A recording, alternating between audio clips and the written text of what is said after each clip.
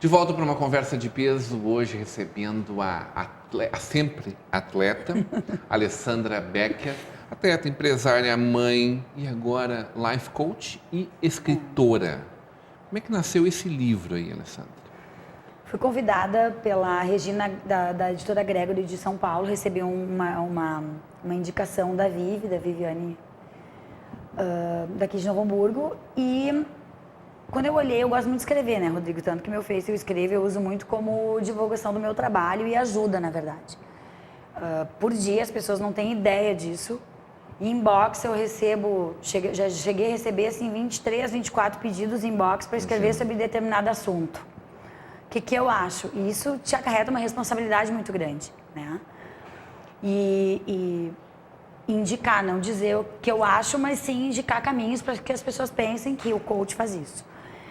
Já que eu não estou falando de um determinado assunto, é engraçado porque a pessoa que me pediu isso, ela nem sempre ela curte, mas eu sei, ela me avisa, legal, já peguei, copiei, colei, mandei para quem eu queria. Então, assim, virou Tem gente que não gosta de Facebook, recrimina, né? Eu tenho paixão, porque por eu ter nadado, eu tenho amigos do Brasil inteiro lá. Então, assim, eu parei agora em São Paulo, em vez de ficar em hotel, eu parei na casa de uma irmã de coração minha que treinou no Alabama comigo em 86. Nossa. Então, assim, eu tava na casa dela, ela comigo todo o tempo, foi no lançamento do livro, então a natação nos traz isso, né? Eu tenho uma outra amiga, Bianca Zanini, que ontem lança um vídeo pro marido, que ela fala como ex-atleta, foi uma baita nadadora de Londrina. E hoje eu vou gravar um vídeo e vou postar no Face dela. O marido dela eu não conheço, né? Mas como a gente se brinca, que a gente se chama de irmã, então cunhado, a gente vai ter que fazer isso. Então esse mundo é muito grande. E essa escrita pra mim é muito fácil. E falar também é muito fácil pra mim. Palestra, treinamento, eu não tenho problema quanto a isso. Então, e sempre gostei de ajudar. Então, é isso que eu coloco. Eu coloco, em vez de falar a minha história, só o que aconteceu, eu fomento uma catarse da pessoa mesmo, do que ela fez com o que ela viveu. Quem está lendo vai poder olhar para trás e pensar, mesmo que eu passei uma coisa que não foi muito bom, o que eu fiz com isso? E o que a gente conversava antes, se eu descartar as coisas que não foram legais na minha vida, a minha tendência é repetir. Então eu preciso analisar isso não tem que ser uma análise com um psicólogo profundamente, eu não tô instigando isso, porque tem gente que não gosta. Pega os pontos principais, o que te levaram a fazer isso, aonde que tu não viu, né? Aonde tu não percebeu, te perdoa, né? Te perdoa pelo que, aonde tu te jogou e não era para te jogar, aonde tu acreditou e não era para acreditar, aonde tu achava que era, aonde tu tinha esperança numa coisa que não aconteceu, porque eu tô falando de coisas ruins. Porque, Rodrigo, coisas fáceis e boas é barbada de lembrar. A gente lembra, a gente relembra, a gente fala, a gente conta, a gente faz tudo. Agora, quando tem um direcionamento mais difícil, com alguma coisa ruim que aconteceu contigo, tem como ressignificar ele. E é isso que eu fomento no livro. Tu sugere que não esqueça? Eu sugiro que não esqueça que a gente conviva bem, entendeu? Eu passei por coisas, assim, bem fortes na minha vida, entende? Que eu não controlei, eu não tinha como controlar, não dependiam de mim, não foram escolhas minhas. Então, quando eu olho para trás, eu não tenho mais raiva, já tive, lógico. Por isso que eu disse que eu vim me transformando, né? Eu não sou essa pessoa que eu era hoje. Quem me conheceu um ano atrás não é a mesma pessoa que é hoje, quem vem me conhecer daqui a um ano não é a mesma que está aqui. Se eu te der uma entrevista daqui a um ano, vai ser outra pessoa que está aqui. Porque a tendência da gente deveria ser se melhorar, e geralmente não é. As pessoas se acomodam dentro das atividades delas e acham que tá bom assim. E isso é o maior erro, e isso o atleta tem. Isso eu trago da minha atleta. E aí, tem um filme que diz Como Você Sabe. E ele é um filme de uma loirinha. Eu adoro aquela atriz, nunca me lembro o nome dela. Mas eu adoro aquela atriz, eu tenho esse livro na minha casa. E eu chorava, feito criança, quando eu vi o filme a primeira vez. Porque ela é uma jogadora se eu não me engano, de beisebol. E ela vai pro último ano dela, porque ela vai ser chamada para a seleção americana. E a técnica tá sabendo que ela não vai ser chamada. E ela tá no apartamento dela, eu já postei várias vezes essa foto. Ela tá olhando pro espelho dela no banheiro, e ela tem um monte de tagzinhos, como se fosse aqueles post-its com frases inspiradoras para ela, que aquilo para ela funciona como inspiração. E ela olha para tudo aquilo, e aí tá o reflexo dela assim, e ela olha e diz, o que o esporte te ensinou até hoje que tu tens que usar agora quando tu sabe que tu não foi escolhida. O que tu vai fazer da tua vida agora, porque tu fez isso a vida inteira, não se planejou o que fazer depois do esporte, né? Então, aquela frase sempre vem na minha cabeça depois do filme. Quando eu tenho um problema muito grande, quando eu tenho uma coisa que eu não sei como resolver, ou que para mim é difícil de resolver, a primeira coisa que eu penso é, o que o esporte te ensinou? O que tu tira do teu esporte, de acordar de madrugada, de treinar 2 turnos, nadar 18 quilômetros num dia, correr 1 hora dentro mais musculação. Então, assim, o que o esporte te trouxe? Até assim, falo isso abertamente, não tenho problema nenhum. Eu tive um pai e uma mãe, como a gente já falou antes, muito, né, tá no livro, da força deles, do cuidado com a gente, né, extremo. E eu tinha que debutar, né, Rodrigo? 15 anos, né? Imagina. Debutar na aliança, aquela coisa. Imagina. E meu pai e minha mãe trouxeram aquilo dos pais, dos avós, aquela coisa, que a gente copia modelo, dizendo que eu não podia ir em festa antes de debutar, né? Não tinha como ir em festa. E na minha época já tinha começado aquele movimento de 13, 14 anos em festinha e coisa, né? E meu pai e minha mãe, não, tu não vai. E eu disse, mas todo mundo vai, não sei o quê. Então saíram apelidos horríveis na minha naquela época, tipo machorra, não sei o quê, porque babapá, porque eu não ia na festa. Perdi grupos de amizade, gurias que se encontram até hoje, que era a minha turma, e elas me descartaram na época, porque na hora que abria o chá do Centro Útil era às 13h30 da tarde, se tu bem lembras. E eu treinava às 4h30, e 13h30 eu tinha corrida, desde as 3 horas. A gente tinha nem pensar em fazer parte de um grupo que saía à noite, né? Que com 15 anos bebiam, né? Eu fui beber, acho que eu tinha quase 40. E olha só, né? Bebo muito socialmente e muito pouco, adoro um vinho, coisa celíaca. Na verdade, eu sou intolerante a glúten, então eu não posso mais tomar cerveja, essas coisas que eu tomei na Alemanha, sou uma pessoa chique. Eu brinco, eu comecei a tomar lá, né? E tomava ainda. Mas é um bom lugar para começar a tomar cerveja. Tu viu? E tomava ainda com a Adler, que tinha suquinho junto de limão, então assim, era uma coisa bem sutil. Tomo muito pouquinho, mas assim, curto, acho bacana, me sinto bem. E não todos os dias, lógico, mas dentro de um contexto normal, mas naquela época não era. Então, sim, assim, eu era um ET no meio daquele monte de gente, né? Seguiria sendo um ET se precisasse, não tem problema, né? Não me preocupa em nada ser diferente de todo mundo, tá tudo certo. Então, aconteceu isso. Então, a escrita... São 7 passos. Eu botei 7. Como é que tu organizou isso? Na verdade, cronologicamente. Como é que foi escrever isso? Porque se é uma catarse, bom, imagino que deva aflorar milhões de Rodrigo, eu comecei o capítulo umas 4 vezes.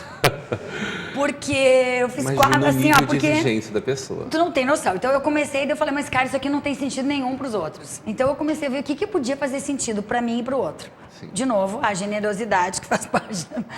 A parte da generosidade eu deixo pra crédito da Andressa Belé, da minha super psicóloga, tá? Que eu não tomo esse tratamento 14 vezes alta, mas enfim, é dela. Então, assim, eu olhei e disse, caramba, isso aqui não tem sentido. Ou eu deixo um legado para alguém, ou eu não vou escrever. Né? Ou a gente indica um caminho e faz a pessoa pensar, ou não vou fazer.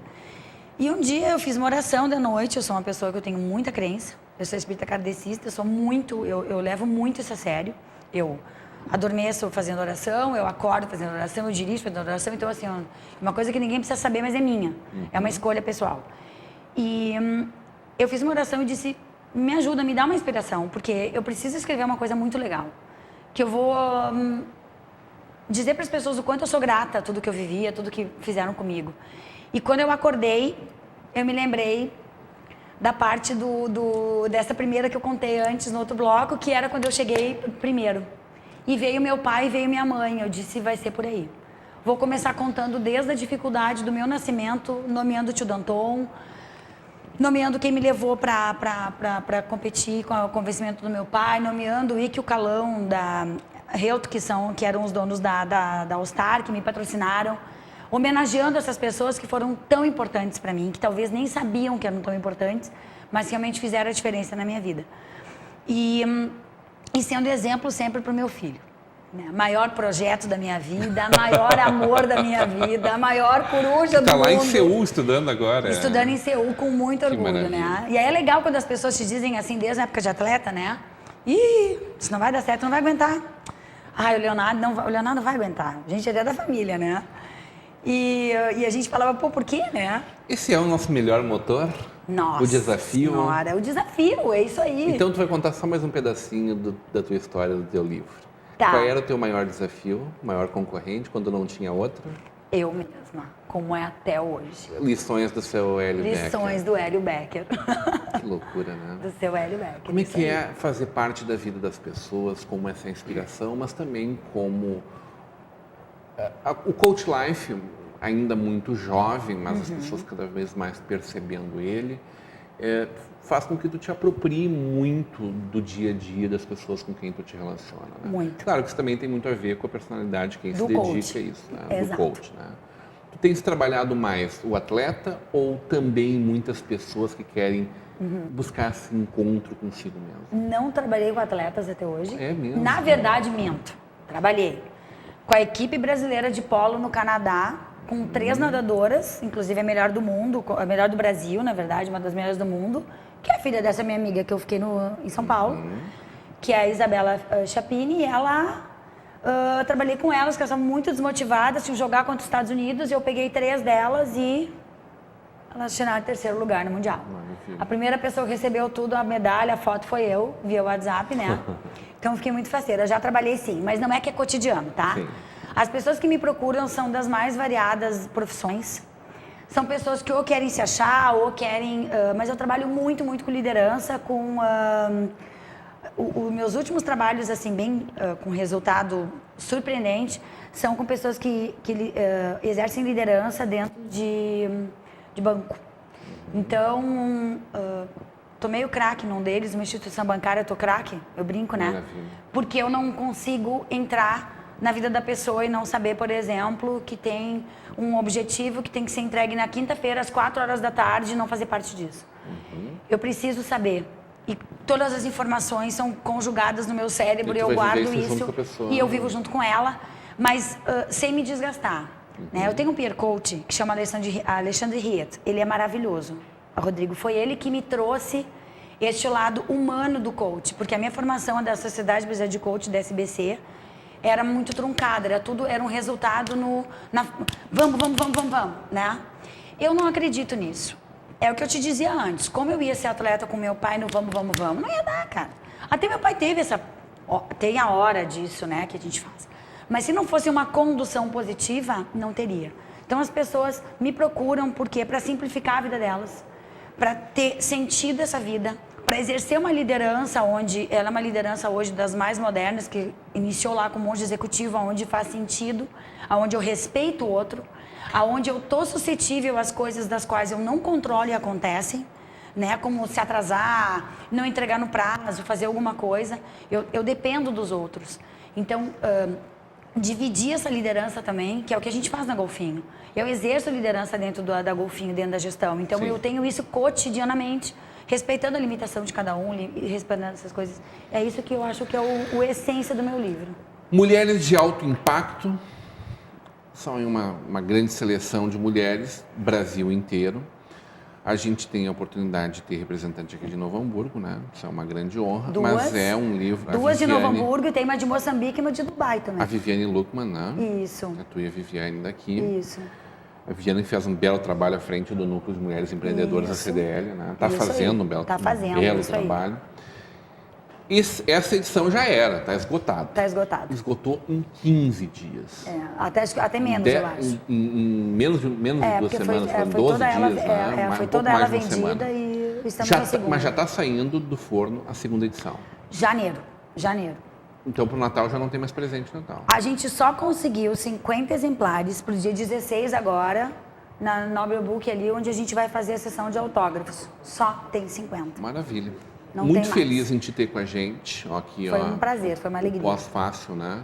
Da Luísa Helena Trajano, essa grande empresária do nosso Brasil. Isso aí. Presidente do Conselho de Administração do Magazine Luiza. Agradecer demais a tua presença Obrigada. aqui. Te dizer que tenho muito orgulho em poder acompanhar um pedacinho da tua história e poder saber que hoje está aí influenciando a vida de tantas pessoas.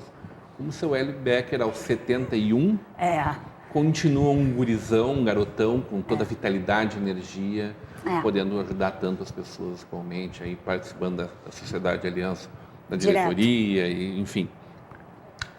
Sinta-se em casa com a gente sempre. Muito obrigada. O prazer é nosso. Hoje, uma conversa de peso com a sempre atleta, hoje personal life coach e escritora, Alessandra Becker, da Golfinho, né? Da nossa Escola Golfinho aqui de Novo Hamburgo. Continua agora com a programação da nossa Vale TV, da nossa rede Comunidade de Televisão.